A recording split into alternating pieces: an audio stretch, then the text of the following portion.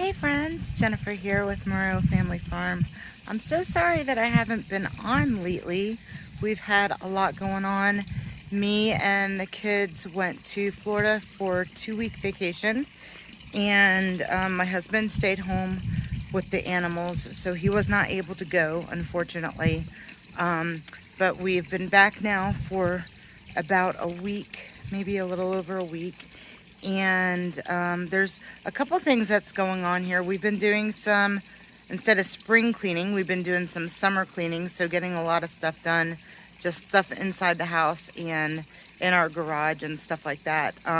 But we've also, as funny as this is, we've been letting our grass grow out a little bit just to give the animals more areas to consume some grass. So my husband actually today blocked off another area of our home with some electric fencing. It is electric, right? It's not on? Okay, so the electric is not actually being ran to the fence, but they recognize the rope and know that it's usually hot, so they're not testing it, which is a great thing. When they're used to electric, they tend not to test it if they see it. So I'm just going to kind of show you what we're doing, and if you're running out of grass or hay areas for your animals, maybe this is something that you can do as well. So let me turn you guys around here so you can see what I'm talking about. So as you guys know, if you've been watching me long enough, this is our garden area, back porch slash front porch. I say it like that because we only use that door right there to get into our house, but technically it's our back door. But we don't use our front door. And then we have this gate here, and as you can see, the goats are already over here, and it's just so cute. You see how the grass is just, it's so overgrown. I'm the one who technically cuts the grass, and I was gonna cut the grass today, and my husband's like, you know what, don't cut the grass, let's just let the animals in and let them eat. So luckily there is a lock on this gate here, so they can't get in to the garden area or where the pond is and stuff, because he blocked it off here. So they have all of this a little bit back there behind the barn, and then right in through here. Oh, did you see that bug? He looked big. So anyways, it's not like crazy overgrown, but it is definitely overgrown. And as you can see, they are all just chowing down. I don't know. Hope is eating some dry leaves. So it's just kind of cool to see the cows. Daisy is over there. I don't know where the baby's at. She's probably around here somewhere. But all of our girl goats are out here just chomping away. And I don't know if I've told you guys yet or not, but this little one right here, this is Bella. And this is one of Ruby, which this one here is Ruby. So Bella is one of the triplets that she had. And we have decided to go ahead and keep Bella. Her brothers are still here, but they are penned up because they've been trying to show their masculinity and stuff like that. And plus they're in the process of being weaned. They are a little over 9 weeks old. So Bella definitely needs to be weaned also. But it's hard when you don't have a baby corral to have them get weaned. And Ruby gives off quite a bit amount of milk, so we're not really needing to wean right now. And when Ruby's done with her, she'll wean her off herself for sure. I don't know if you guys have met our Zebu yet. And believe it or not, we've had this guy for probably about 2 months and still don't have a solid name for him yet. I call him Zazu just because I think it's funny. Sometimes I call him Zeke. Whatever. Just, he's cool. He's super friendly. Aren't ya? Come here. Come here. Look. Oh, you'll only come when I have food for you, huh? Well, anyways, usually he's very friendly, but he's too busy eating all this grass, which, as you can see, definitely needs some eating, so it's good. And, I mean, our pool, we've decided that we're going to take the pool down. It's just way too hard to keep it up, and it's a nasty, nasty mess, as you can see. And our filter just is, something's not working right with it, and we're just having a hard time with it. So it's just better for us to give up the pool. So it's kind of a shame. It stinks, but it is what it is. I think if we didn't have all of these trees sitting right over the pool, it probably wouldn't be so bad. But just the upkeep and trying to keep the leaves out. And, you know, I'm out here, well, when I was keeping it up, I was out here like once a day getting all of the leaves out. But once a day was not enough to keep the leaves out. You would literally have to be out here a couple times a day, because even though it is not the fall season, leaves fall all day long. There's the baby. So Daisy's over on this side here. This is just our burn pile area. That way we can separate the animals when we are burning some of our, you know, sticks, logs, whatever it is that we have that we're trying to get rid of. We burn it over here. We separate the animals and get them away from here. But there's just ash over here. And as you can see, they're eating. I don't know what the majority of this grass is here, but they tend to really like whatever's over there. But we'll see if they'll eat all of it. Usually they're pretty good at eating all the stuff that they like the most, and they'll save the stuff that they don't like for last, because they'll realize that there's nothing left for them to eat. But it is so overgrown. It is crazy. Hey, Daisy girl. Little Miss Daisy. Daisy Baisy. She's a good girl. She's a little on the thinner side right now. We need to get her back in a healthier condition. She has been eating a lot of grass, and she's doing really good. She's got as much hay. I mean, she still has hay left over, but they get fed hay twice a day, and they'll get fed hay again later on this afternoon. But then she also gets grain. My husband's been the one in control of milking her in the morning, but I told him that he needs to up his grain amount, because she's not producing enough milk for us and the baby. So we are working on that. It's definitely a learning curve when it comes to dairy cows, and learning how to care for them properly and make sure that they're getting enough without going broke. Because if any of you out there have a dairy cow or any goats or anything like that, and you're feeding grain, then you know that the cost of food has just gotten absolutely out of control. We started this journey with livestock animals about 2 years ago, and originally we were paying like $6 a bag for corn for our chickens. We were paying, I think, like $9 for a 16% grain, and it's just gotten crazy expensive. The grain isn't as bad, but like corn has gotten really expensive. I should say the protein, because it's more of like a protein grain. It's an all species, non-GMO, no soy feed that we give, and it's a 16% protein, and I think it's gone up to like $13 a bag. And when you have this many animals, one bag goes pretty quick. So a cow of her size should probably be eating somewhere between 6 to 10 pounds of grain a day. And I think we've only been giving her, I want to say probably maybe 5 or 6. So we definitely need to up the grain amount, but she has been getting quite a bit of grass. So we're just working on that and figuring it out as we go. And of course, like I said, that is a learning curve.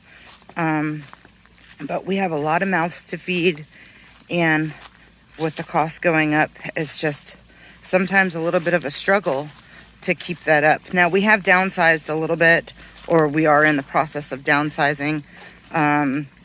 We are trying to sell one of our pigs and also the 2 little boy goats and possibly one other goat we are going to be selling. So that's a little bit less mouths to feed. We do like having all of the dolings though.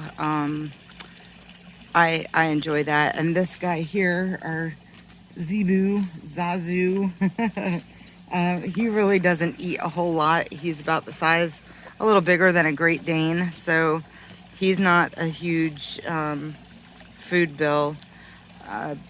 And the girls that we're milking out right now, they get about a cup a day of grain with the alfalfa Timothy pellets.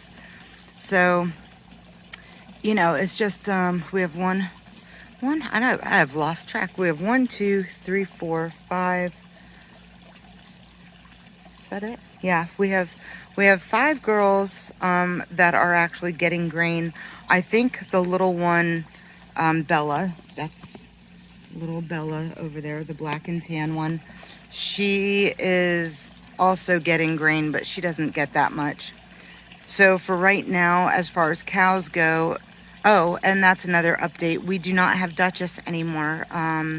So our food bill will go down a little bit. Duchess was our 39-inch mini Jersey that we had.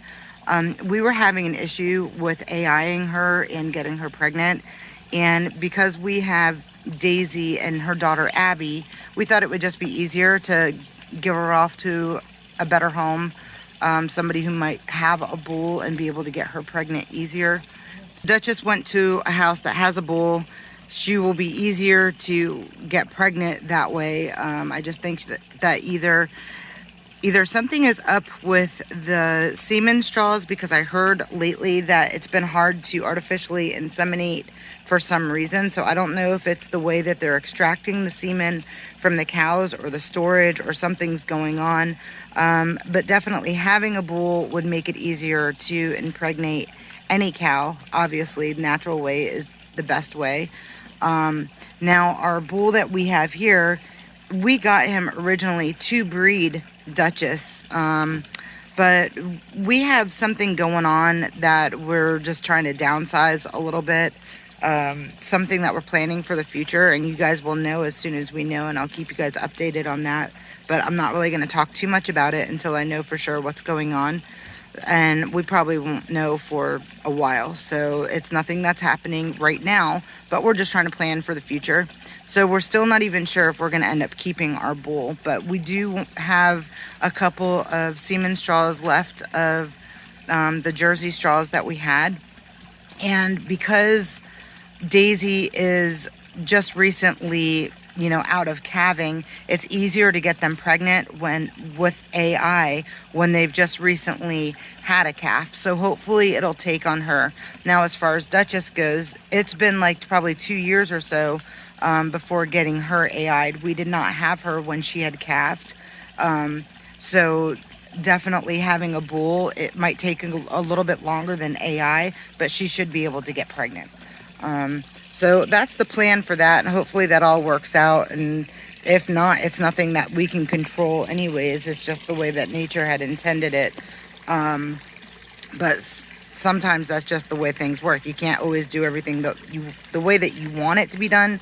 I mean, naturally we would want the AI to have worked on both our Highland and on Duchess, but unfortunately it just didn't work on either one of them. So either we waited too long with our Highland Peaches to get her AI'd, and it didn't work on her, or she just does better with natural, and that's just the way it is. So but we do have a Daisy, and we absolutely love her. She is super sweet. She's easy to work with. Her calf is so sweet. She loves to be scratched, and she's not afraid of people and stuff like that. So they're both doing really well, and we hope to raise her calf, Abby, and we hope that she'll stay with our farm, and we'll see what the future holds for her as well. Hopefully we can keep both of them, but if we only have enough room to hold on to one larger livestock like that, then what we'll probably do is raise Abby until she's able to breed and possibly trade her out for her mom. And the only reason why I say that is because we're raising Abby from a calf. So it's just a little different, in my opinion, as far as the connection, I guess. But Daisy is a really, really good mom, and she's a great cow and has a great personality. So either way, we're glad to have her. We absolutely love her, and she's beautiful, and she made a really beautiful little daughter also. So that's kind of it for that. Just wanted to kind of show you guys how, if you don't have a ton of land, but you have areas that aren't necessarily fenced in, you could always use some of the poly rope or, you know, a fencing material to add more fencing to your yard like we did. Sometimes it's just as easy as putting in a little boxed area and move them for some rotational grazing. But an update on the, you're wondering what they're all doing over here? Yeah, I told you Daddy was fencing it in. Did I tell you that? Maybe I just told Alexia, I'm not sure. Out? You can go in there, yeah. You can go in there, but if you go in there... I want to play the movies either. So go on. I'm taking Go get, why don't you go put some shoes on? I'm taking my socks off. And I'm going to go run. So, yeah, everybody's doing good. The fish are actually, they're right there. I don't know if you see them. They're over there against the wall. But anyways, all the fish are doing really good. We did have to do a water change in the pond because it kind of got a little funky. This heat is just, you just have to keep up with it. If you don't, we have a good filter system, but I don't think any of our filters are strong enough for the leaves and the amount of debris that gets in both the pool and with the pond. So it's just something that we have to keep up with. The garden is doing good. We did have a failure with the cucumbers are not doing so great, and the squashes, forget it. The squashes did not do good at all. But my tomatoes and my peppers, those are some of the tomatoes over there. But the tomatoes over in that trellis area over there, they are doing fantastic. I am pulling so many tomatoes off of them. My peppers are starting to do better. As you can see, there's some peppers growing right there. That one has a pepper on it. That one has a pepper on it. I pulled 2 peppers off yesterday. I don't know if this one has any yet. I pulled a pepper off of there yesterday. So the peppers are starting to grow. It's been a slow start, but they're finally coming around. This one has a little one. Where'd it go? There's somewhere. Oh, there it is. So this one has pepper. The jalapeno peppers, I pulled all of them off yesterday, so I don't think I'm going to find any. But the jalapenos has been doing great. They're hot. Very, very hot. I'm waiting for some more of the bigger tomatoes to harvest. That way I can make some salsa. And unfortunately, my herbs, when I was away on vacation, they didn't make it. I got to clean all of this out. This is some oregano, so there is some oregano still. But my basil is bolting. Here's some more of the basil. The cilantro, forget it. My cilantro is gone. So that's one thing I'm definitely going to have to go out and purchase some cilantro if I'm going to make some salsa. The onions, oh goodness. Onions look like they're ready to come out, actually. And that's kind of it. Oh, we do have, in that back section on the other side of the pool house, we have a pretty good sized watermelon that's growing. Actually, I think there's 3 of them. So if you want, we'll go and take a look over there. So before I go over to the watermelon area, I just want to show you guys my little zinnia flower over here, zinnia garden. We have some tomatoes that are growing in here as well. I love the zinnias because they bring in a lot of butterflies. So just a ton of pollinators. You can see there's another one over there. I'm sure there's more around here somewhere. But they're so big, so beautiful, so vibrant. But look at that. Isn't that gorgeous? Oh, hello. Hello. And then we have this guy right here. So, and then also my sunflowers are a little wilty, but that's okay. Between the dog and the ducks and, you know, whatever else, they trample on all of my sunflowers. So it is what it is. I thought I had the record button on and I totally had turned it off or something, but there was a canary that was over here on my sunflowers. And so the sunflowers, they bring in these beautiful yellow vibrant canaries. Gosh, and I can't believe I was not recording. I'm so disappointed. I'm hoping that they come back again. Oh, there it is. If I'm quiet enough. There it is. So there it is right there. So the sunflowers bring in these beautiful canaries.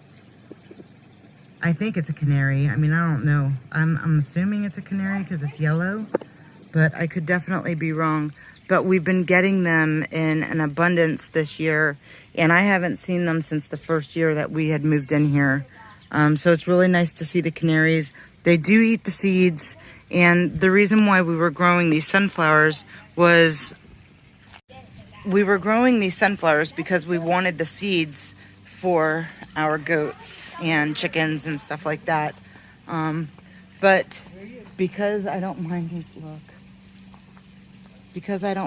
canaries, I don't mind sharing them. I don't know if you guys can see him. He's over there somewhere. But anyways, they're so neat. They're so pretty. It's like having an aviary right outside your house. It's so cool. Look at this. How cool is that? My husband's sitting outside the fence right here, and then the goats are just hanging out by the pool. So let's go take a look at my crazy overgrown pool house garden. So while I'm walking over here, I'll just tell you, last year we had a huge abundance of blueberries, and this year we have nothing. It is so crazy how one year it can be like an overabundance, and the next year just nothing at all. It's so bizarre. But so it's so cool. So we have this watermelon growing here. It looks like there's another one growing there. There's one growing there, and then there's a big one. I don't know if you could see it. Right there, there's another guy. I have no idea when I'm supposed to pick watermelons. So that one, it's probably ready, and I should probably pull it off. So that's it for today, guys. Thank you so much for watching this video. Again, I apologize for not being on the last couple of weeks, and we did have a great vacation though. I'm glad to be home, and I hope to get some videos out to you guys and get back to my once a week schedule for you. But everybody is doing great, and I hope you guys are all doing really great as well. And until next time, you guys be blessed. We'll see you then. Bye-bye.